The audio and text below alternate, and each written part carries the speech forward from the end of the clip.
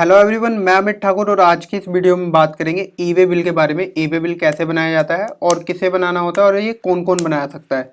तो पूरा ई way bill live process देखेंगे, कैसे एक ई वे बिल जनरेट किया जाता है। कोई लंबा चौड़ा प्रोसेस नहीं है, छोटा सा प्रोसेस है जिसके लिए बहुत से लोग परेशान रहते हैं कि कैसे बनाया जाए। और लॉगिन में एक एरर भी आता है इनवैलिड क्रेडेंशियल्स का, वो भी बताऊंगा। उस एरर का भी क्या सोल्यूशन है। तो कुछ इस टाइप का हमारा ई वे बिल बनता है। अब ई वे बिल बनाना कब होता है हमारे को, जब हमारे जो बिल का अमाउंट है वो 50,000 से ऊपर का होता है, तो हमें वहां पे ई वे बिल बनाना जरूरी होता है। अब इसके बाद ये कौन कौन बना सकता है, इसको सबसे मेन देखिए सेलर बनाएगा जिसके यहाँ से स्टॉक जा रहा है। इन केस अगर सेलर नहीं बना सकता, सेलर के पास लॉगिन नहीं हो पा रहा या कुछ भी प्रॉब्लम्स आ रही है, तो उसके बाद बायर के पास भी एक्सेस होता है। बायर भी चाहे तो वो भी क्रिएट कर सकता है ई वे बिल को। बायर भी नहीं बना रहा तो इस बिल को ट्रांसपोर्टर भी बना सकता है ई वे बिल। क्यों ट्रांसपोर्टर को ई वे बिल चाहिए होता है जब भी वो गुड्स की वैल्यू 50,000 से ऊपर की होगी।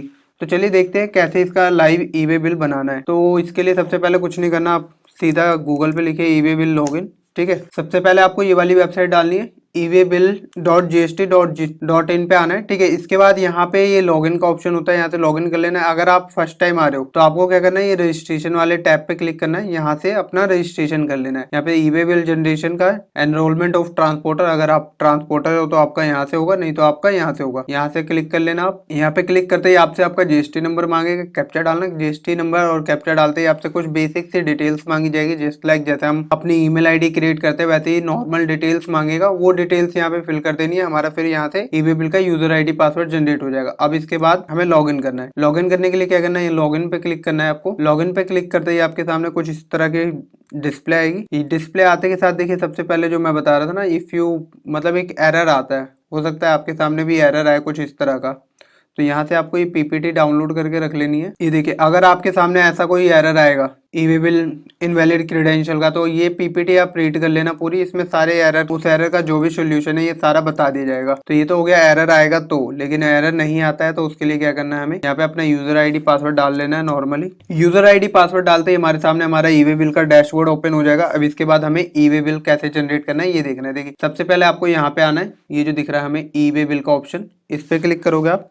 यहाँ से जनरेट न्यू, जनरेट बल्क या कुछ अपडेट पार्ट पी वगैरह करना है आपको, वो कर सकते हो। ठीक है, अब पार्ट बी वगैरह डिफरेंट पार्ट बी वगैरह का भी कैसे अपडेट किया जाता है आपको अगर इस पे वीडियो चाहिए तो बता देना। तो सबसे पहले जो आपको क्या करना है, जनरेट इनवॉइस पे क्लिक करना है। जनरेट इनवॉइस पे क्लिक करते ही देखिए आपके सामने कुछ इस तरह का इंटरफेस ओपन होगा। अब यहाँ से आपसे बिल की डिटेल्स पूछी जाएगी। अब यहाँ पे देखिए मैंने आपको बताया था ना, इस बिल को सेलर भी बना सकता है, बायर भी बना सकता है। अगर इस आप बायर है और तब आप ई वे बिल बना रहे हैं उसके ब्याह पे, जिस जहाँ से आपका माल आ रहा है उसके, तब तो आप यहाँ पे इनवर्ट सप्लाई कर लेंगे।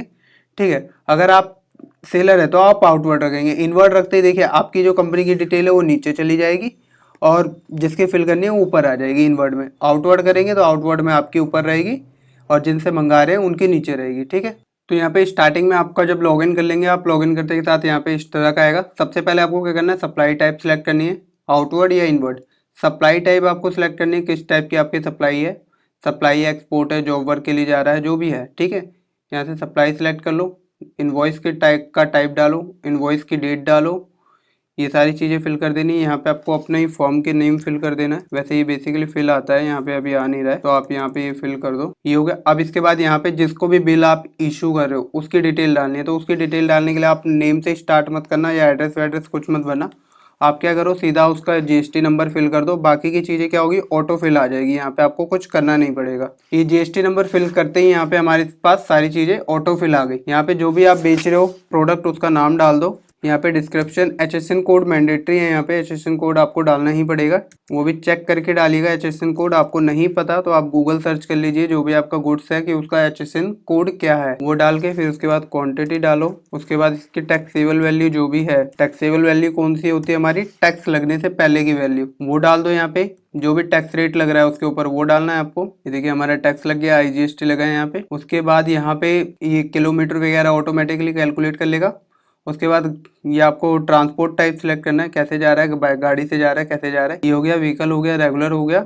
ठीक है, यहाँ पे व्हीकल नंबर डाल देना है आपको। उसके बाद आपको क्या करना है, प्रीव्यू करके इस पर व्यू कर लेना है। ये अलर्ट दे रहा है कि ये आपका जो डाटा है वो सारा GSTR1 में मैच होगा, तो आप सोच समझ के एक बार चेक कर लीजिए। तो इस तरह का आपका ये ई वे बिल बनेगा।